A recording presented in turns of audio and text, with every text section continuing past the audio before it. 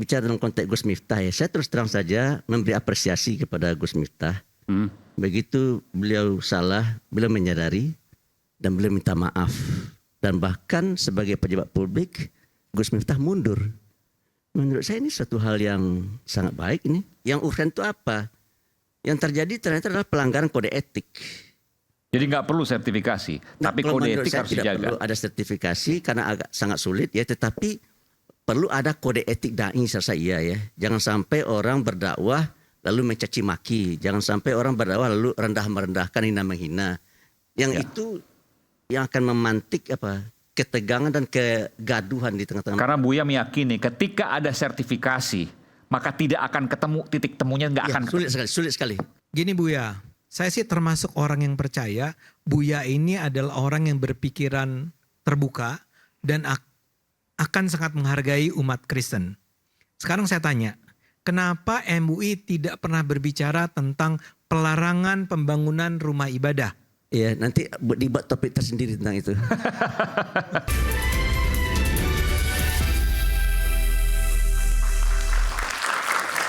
Kembali di Rakyat Bersuara, hari ini kita bukan untuk mempertentangkan terkait dengan apakah kemudian tadi Bung Ade Armando mengatakan tidak percaya MUI atau dengan MUI. Bukan, tetapi kita ingin membuka apa sesungguhnya yang terjadi pada bangsa ini dan bagaimana dengan pendakwahnya ketika ia disertifikasi dan apa yang kemudian ke depan akan dilakukan. Tapi sebelum saya ke Buya, saya ingin tanya dulu. Jadi Bung Ade tadi mengatakan bahwa Anda tidak percaya Majelis Ulama Indonesia MUI. Pakai itu boleh? Ya, saya tidak percaya dalam artian bahwa tadi ya, saya punya harapan banyak karena harusnya ini adalah sebuah, namanya juga Majelis Ulama Indonesia, kayak tertinggi kan di situ. Tapi ketika ada isu-isu yang sebetulnya kayak Gus Miftah sekarang misalnya. Gus Miftah masih lumayan ya, karena gampang itu ngomongnya sebetulnya. Itu pun tidak keluar suara apa-apa dari MUI. Tapi misalnya saya kaitkan sekarang dengan menjelang Natal ya. Gereja dilarang, gereja tidak diizinkan didirikan. Ada penolakan besar-besaran terhadap pembangunan gereja. MUI harus bersuara menurut saya. Harus jelas suara MUI itu bahwa tidak pernah ada larangan di dalam Islam terhadap pembangunan gereja. Baru-baru ini kita dengar bahwa Ahmadiyah mau bikin acara silaturahmi or something gitu ya. Dan itu juga dilarang. Kan MUI harus bilang bahwa barangkali Ahmadiyah di mata MUI ada masalah ya. Tapi kemudian tidak boleh ada larangan terhadap pelaksanaan acara silaturahmi Ahmadiyah. Hal-hal semacam itu adalah hal yang ditunggu oleh masyarakat. Di mana suara MUI? Kalau cuma sertifikat halal itu sederhana, gampang. Ya, karena melalui sebuah kajian tertentu diputuskan bahwa ini masih mengandung muatan-muatan yang tidak halal kan. Tapi kalau sampai perdebatannya tentang hal-hal tadi menyangkut kepentingan masyarakat luas, harusnya MUI paling depan untuk bersuara agar masyarakat tidak berselisih dalam hal itu. Nah, ini pun begitu. Kita seringkali mendengar bahwa ada semacam dai atau kiai atau siapapun yang suaranya itu bisa sangat keras ya, bisa sangat buat kita yang awam akan terasa seperti serius Anda tuh berusaha untuk memecah belah kita gitu ya, dengan menjelek-jelekan kelompok lain, menjelek-jelekan bahkan presiden dan seterusnya. MUI saya rasa kalau memang itu dianggap sebagai sesuatu yang sudah melanggar ya, apa yang dianggap sebagai nilai-nilai dasar keislaman, harus bersuara dan menyatakan bahwa, jadi saya mau bilang bahwa buat saya sertifikasi dai itu sulit dilakukan bukan karena tidak perlu, tapi karena tidak realistis untuk diterapkan. Karena nggak jelas siapa yang nanti akan sertifikasi. Salah satu yang terpenting itu. Anda tidak percaya dengan lembaga-lembaga yang ada selama ini? Yang ada saat ini. Oke. Ya. Baik. Ya. Baik, silakan Buya. Buya inilah Wakil Ketua Umum Majelis Ulama Indonesia. Silakan Buya. Terima kasih. Saya kaget sekali dengan Bung Ade Armando. Saya kira dia tidak setuju dengan MUI, tapi malahan dia sangat berharap banyak kepada MUI. Supaya MUI berbuat lebih banyak lagi gitu kan, supaya lebih bersuara lagi. Hal yang sama juga pernah disampaikan oleh Profesor Dr. Azumardi Azra. Tetapi setelah Profesor Dr. Azumardi Azra kita tunjuk menjadi wakil ketua One Team Dewan Pertimbangan, lalu kita kasih kepada beliau naskah-naskah, fatwa macam-macam. Beliau memperbaiki sikap dan pandangannya. Karena banyak sekali yang diharapkan dari MUI, ternyata MUI sudah mengeluarkan fatwa jauh-jauh hari tentang narkoba, tentang lingkungan hidup. Sehingga beliau bilang gini, oh jadi MUI sudah mengeluarkan fatwa tentang narkoba, tentang lingkungan hidup. Sudah, ini dia. Gitu. Jadi nanti mungkin barangkali bagus juga dipertimbangkan Bu Ade Armando jadi pengurus MUI ya. Ya. Pakai Kiai Haji aja. Iya. Pertama, yang kedua, saya kaget sekali itu ya. Bung Ade Armando menyatakan tidak perlu standarisasi. Bukan tidak perlu, tapi sangat sulit sekali siapa yang akan melakukan standarisasi dan siapa yang akan melakukan sertifikasi.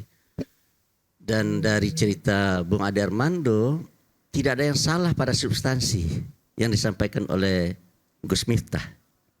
Tapi kenapa ribut kan? Kan tidak ada yang salah.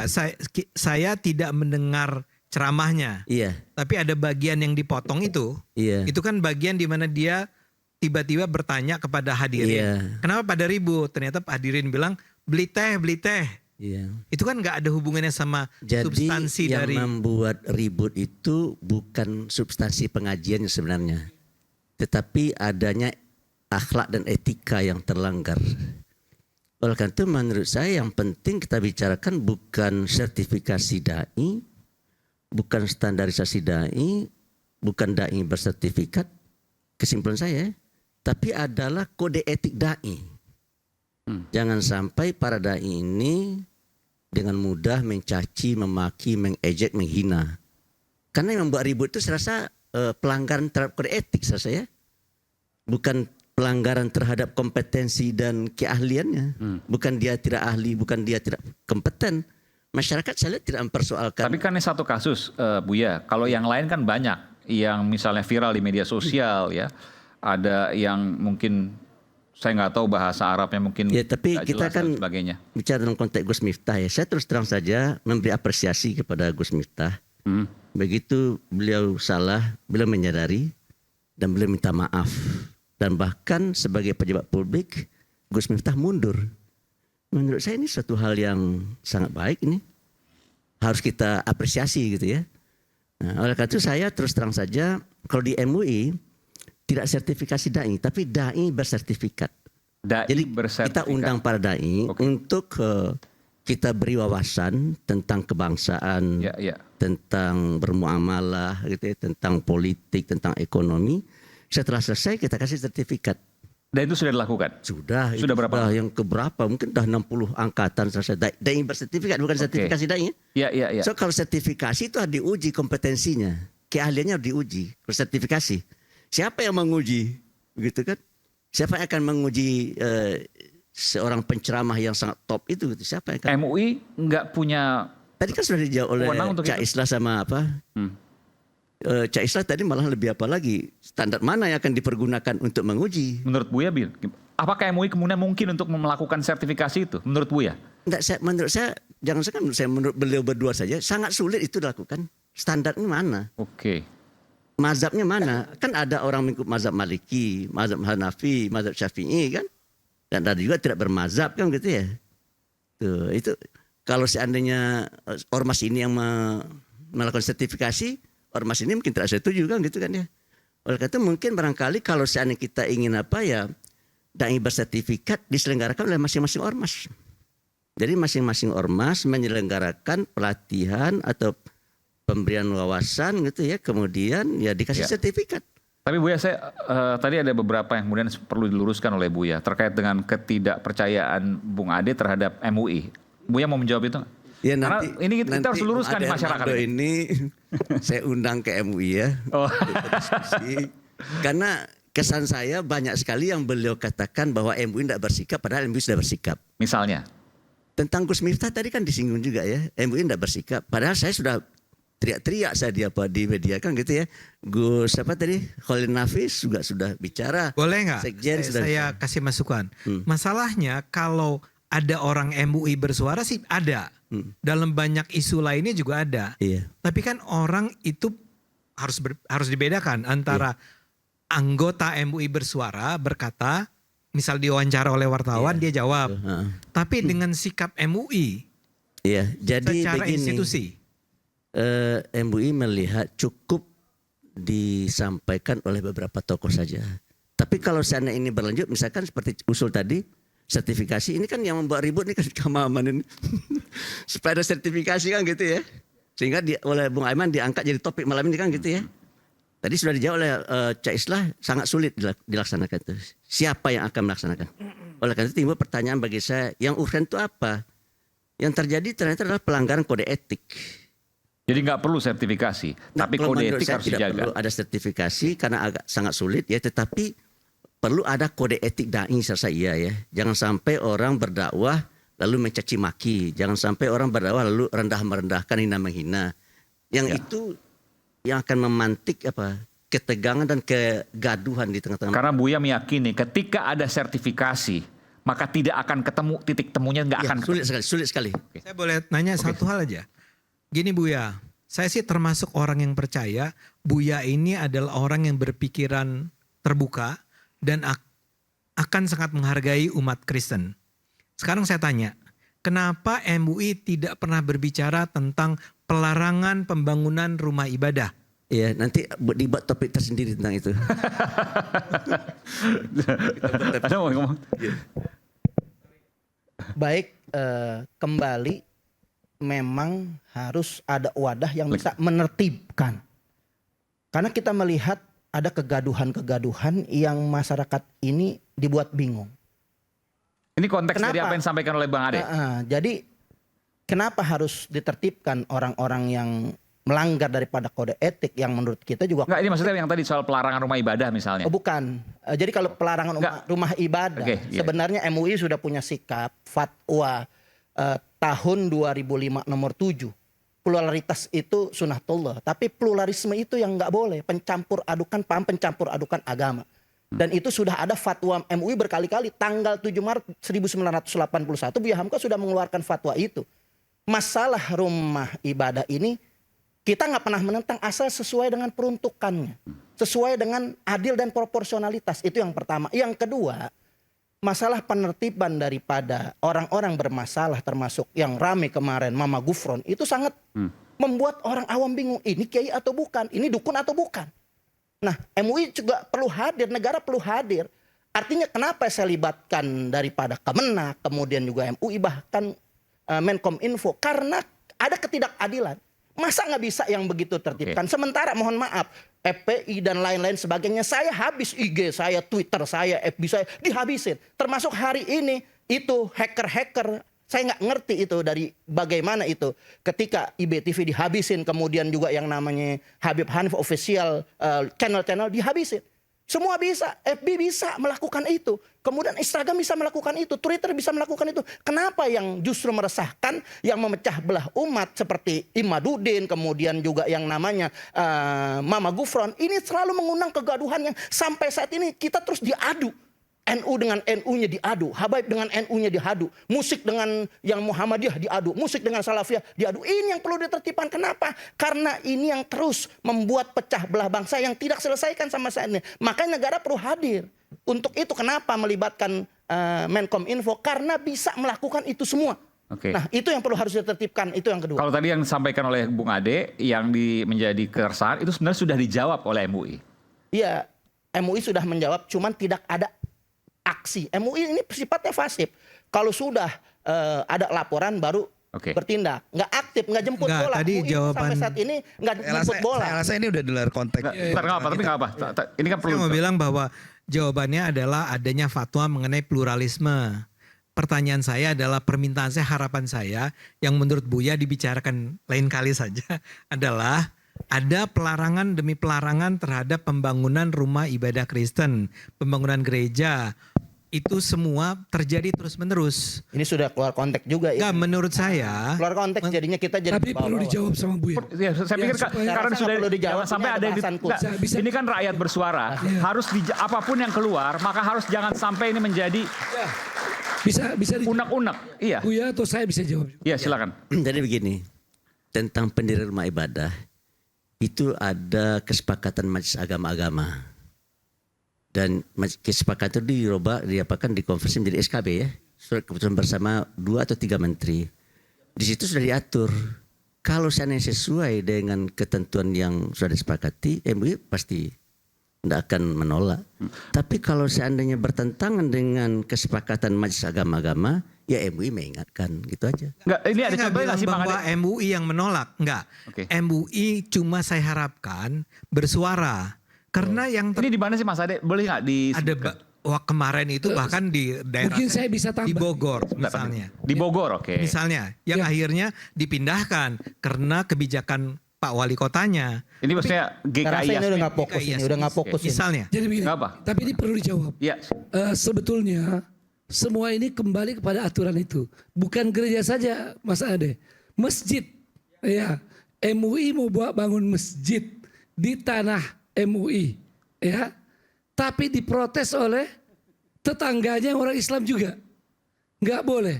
Akhirnya pihak pemerintah melihat bahwa memang ini tidak bisa mendapatkan izin. Tidak dapat. Ya, jadi ini mohon maaf Mas Ade. Jadi kalau persoalan gereja misalnya Mas ya. Kebanyakan itu kita tidak mendalami persoalannya. Kalau MUI ini sesuatu yang benar-benar selalu teliti dan saya bisa sampaikan pada Mas Ade bahwa MUI ini benar-benar berdiri di atas semua golongan. Termasuk semua agama ini sangat diayomi dan MUI selalu berusaha untuk mendidik umat melalui pimpinan ormas yang ada di MUI agar semuanya bisa melaksanakan toleransi. Nah ini sekalian saya mau jawab. Sebetulnya kalau bicara tentang lembaga yang paling tepat untuk apakah nanti namanya standarisasi atau ada istilah lain yang kita bisa sepakati, tidak ada yang lebih pantas ke MUI. Saya berbicara begini, saya ini dari komunitas yang dahulunya skeptis juga dengan MUI. Ya komunitas banyak yang ini MUI apa sih? Apakah corong pemerintah? Setelah kita mengenal, ini saya perlu sampaikan juga, bahkan termasuk teman-teman yang merasa diri paling kuat menjaga syariat, paling kuat dalam dalil-dalil, ya, dan menganggap selalu MUI itu memudah-mudahkan. Ini kan dari sisi lain lagi. Setelah melihat bagaimana mekanisme penetapan fatwa di MUI, bukan saja ilmiahnya dalam, tapi yang namanya memberi kesempatan kepada semua, ya, untuk menyampaikan itu ada Mas. Ya, Jadi maksud Pak Kiai bahwa ini kemudian hanya- harus dilihat secara holistik. Holistik. Jadi MUI tidak akan memutuskan sesuatu kalau tidak tahu akar masalahnya. Betul. Bukan diam. Iya, dan MUI ini karena payung besar umat Islam dan dia rujukan, dia juga sadiqul hukumah, partner pemerintah. Ini saya perlu luruskan. Pemerintah tidak mendikte MUI, ya. Dan MUI tidak mau didikte oleh pemerintah, ya. Apalagi MUI ini semua ormas ada di situ. Makanya yang paling tepat memang MUI, yang terbesar NU Muhammadiyah, lalu kemudian ormas-ormas lain. Nah yang saya mau sampaikan pada Bang Ade Armando satu pepatah saja. Tak kenal maka tak sayang. Iya. Jadi cuma sayangnya yang tertunda nih. Tadi harapannya udah luar biasa. Kalau kenal insya Allah akan Jadi Bang Ade belum kenal sayang MUI ini. Saya itu Iya. sayang sama MUI. Iya. Tapi kalau kita sayang sama sesuatu, itu tidak Ingin lebih berperan. kita tidak berarti kemudian kita tidak mengkritiknya. Betul. Kita Ya. harus, kalau saya mencintai pemerintah, kan tidak berarti saya berhenti mengkritik pemerintah. Ya, ya. Begitu juga dengan MUI. Saya berharap banyak dari MUI. Bayangkan, Ya. kalau semua organisasi besar itu berada di dalam MUI, ya harusnya merasa pede dong. Harusnya berani dong menyatakan pendapat-pendapat di luar pendapat-pendapat pribadi. Bapak saya sangat sering kutip, saya sering jadikan rujukan. Tapi saya nggak berani bilang itu adalah statement MUI. Ya, itu adalah statement orang. Nah, sekarang bayangkan kalau MUI-nya mengeluarkan pernyataan, ya, saya berharap begini aja deh Pak Buya, MUI pelajarilah kasus-kasus pelarangan gereja-gereja tersebut sampai mendalam dan keluarkan pernyataan mengenai itu. Itu akan sangat membantu Indonesia. Ya baik. Saya katakan negara ini kan negara hukum. Kalau seandainya dia sesuai dengan hukum dan ketentuannya ada, kita dukung. Kalau dia melakukan sesuatu yang tidak sesuai dengan hukum dan ketentuannya ada, ya kita ingatkan. Itu aja posisi MUI. Dan apa yang dijadikan dasar oleh MUI terkait dengan pembangunan rumah ibadah, kesepakatan Majelis Agama-Agama yang sudah dikonversi menjadi SKB. Jadi SKB itu bukan dibuat oleh pemerintah, tapi dibuat oleh Majelis Agama-Agama yang menetapkan bahwa jumlah yang harus di situ sekitar 90 orang itu Majelis Agama-Agama. Bukan MUI yang menetapkan itu. Itu kesepakatan. Nah, mengikuti dan mematuhi kesepakatan itu kalau dari perspektif agama hukumnya wajib. Jadi kalau seandainya MUI tidak mematuhi kesepakatan tersebut, maka MUI salah. Tapi ketika MUI mengingatkan itu, kenapa dipersalahkan? Nah gitu jadi masalah itu. Oleh karena itu kembali ke topik kita ini, saya melihat yang lebih urgen bukan membicarakan sertifikasi dai, bukan standarisasi dai, tapi adalah kode etik dai. Oke. Dalam perspektif saya ya. Terima kasih. Oke, baik. Kita akan kembali saat lagi. Bang Ade mau ngomong? Ada? Buya, saya mau ini masukkan lagi, etika sangat penting, saya setuju ya. Tapi tetap ada substansi-substansi bermasalah yang disampaikan oleh kayak tadi disebut siapa? Mama Gufron. ya. Itu kan substansinya bukan gayanya. Termasuk Imaduddin tuh yang sampai saat ini mempecah belah bangsa. Itu perlu ada tindak lanjut. Itu yang namanya Menkominfo, ada peranan di situ. Ya. Habisin itu justru seakan-akan dibantu itu. Media buzzer-buzzer turun itu untuk mengadu domba masyarakat yang sampai saat itu ulama, umat semuanya diadu domba sampai saat ini. Itu yang harusnya ditindak. Ya, jadi itu saya yang harus coba apa ya? ditertipin. Kalau yang namanya Gus Miftah ini, dia udah penuh dengan kesadaran, udah minta maaf bahkan mengundurkan diri, udah cukup. Tapi ada yang masif sampai saat ini nggak pernah berhenti. Itu yang namanya Imaduddin, CS dan kawan-kawan itu terus mengadu domba umat Islam, ulama dengan ulama, habaib dengan NU, begitu semua diadu domba. Itu yang perlu ditertibkan sampai saat ini. Ya, jadi kalau hina menghina, rendah merendahkan itu masalah etika, masalah akhlak dan etika. Tapi dalam agama Islam itu ada hal-hal yang bersifat furu'iyah, ada usuliyah. Kalau usuliyah itu yang pokok-pokok, menyangkut akidah. Gitu. Kalau furu'iyah itu menyangkut cabang-cabangnya lah ya. Kemungkinan berbeda pendapat itu lebih besar di furu'iyah. Nah, dalam hal bila terjadi perbedaan dalam bidang yang bersifat furu'iyah, itu berarti masalah tersebut masuk ke kawasan majalul ikhtilaf. Yang memang mungkin kita akan berbeda di situ. Oleh karena itu kita harus bertoleransi. Seperti misalkan tadi Kang Maman atau Pak Cak Islah tadi menyatakan dia kunut dan saya kan tidak kunut kan. Itu kan bukan masalah usuliyah. Itu masalah furu'iyah. Kita bertoleransi. Tapi kalau udah menyangkut masalah usuliyah, akidah, misalkan ada lagi nabi setelah Nabi Muhammad gitu ya. Atau misalkan Tuhan punya ini, punya itu, punya istri, punya anak gitu, itu udah menentang hal-hal yang usuliyah, itu tidak boleh. Kalau memakai istilah Kiai Ma'ruf Amin dalam hal fi majalul ikhtilaf, dalam hal yang memang mungkin kita berbeda pendapat, kita harus bertoleransi. Tapi kalau dalam hal usuliyah itu harus diamputasi gitu. Jadi harus kita hentikan dan harus kita stop. Baik. Terima kasih. Baik, kita nanti akan dengarkan bagaimana kemudian bukan soal sertifikasi, tapi soal kode etik. Benarkah itu? Saat lagi tetap bersama kami di Rakyat Bersuara.